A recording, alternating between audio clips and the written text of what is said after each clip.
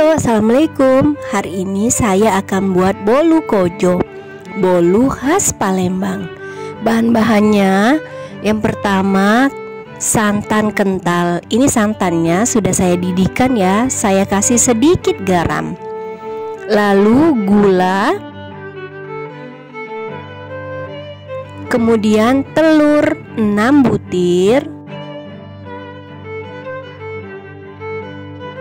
lalu kental manis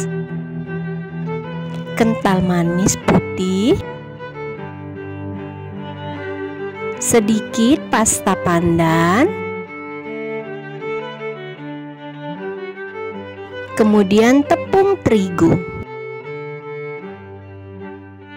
Oke, setelah mempersiapkan bahannya, kita lanjut ke proses pembuatannya. Pertama, kita pecahkan telur. Kita pecahkan telur satu persatu, kita masukkan ke wadah yang agak besar. Proses pembuatan bolu kojo ini sangat mudah ya Bunda. Tidak memakan waktu yang lama dan tidak ribet. Kita masukkan semua telurnya, lalu kita masukkan gula,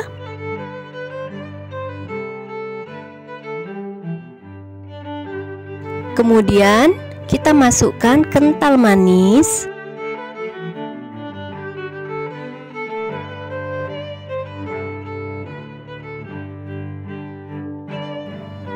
ini saya masukkan semua ya langsung. Kemudian saya masukkan juga santan kentalnya.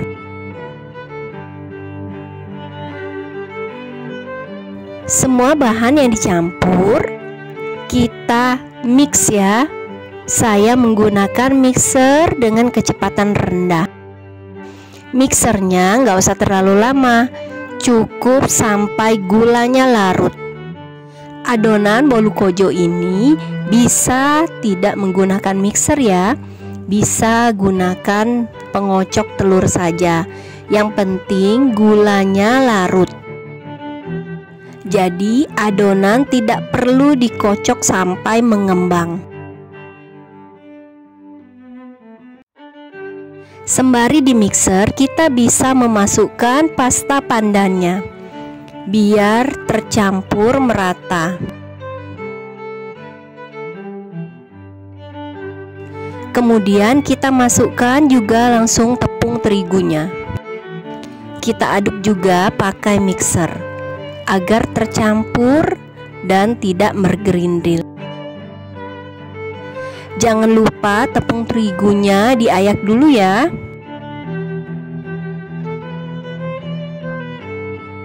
Setelah semua adonan kuenya larut tercampur, mixernya bisa kita matikan. Lalu adonan kue kita tuang ke baking pan. Nah, ini baking pan-nya sudah saya siapkan ya Bunda. Ini baking pan-nya sudah saya olesin margarin dan saya tabur dengan tepung terigu. Ini agar bolunya nanti tidak lengket saat dikeluarkan. Nah, ini adonan bolu kojonya sudah saya tuang ke baking pan. Kemudian langsung bisa dipanggang.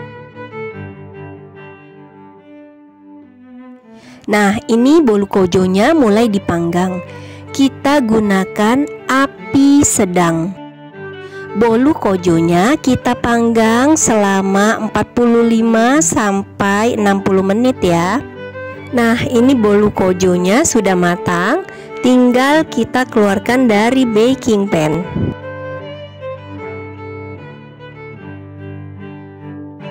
Ini dia bolu kojo khas Palembang.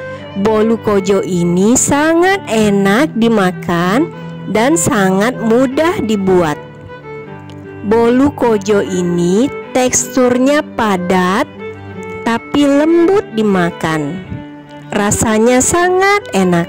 Semoga resep ini menjadi inspirasi untuk memasak makanan bagi keluarga tercinta.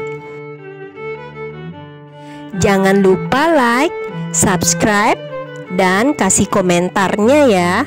Jangan lupa juga nyalain loncengnya agar bisa update video dari saya. Terima kasih. Semoga resep ini bermanfaat. Assalamualaikum.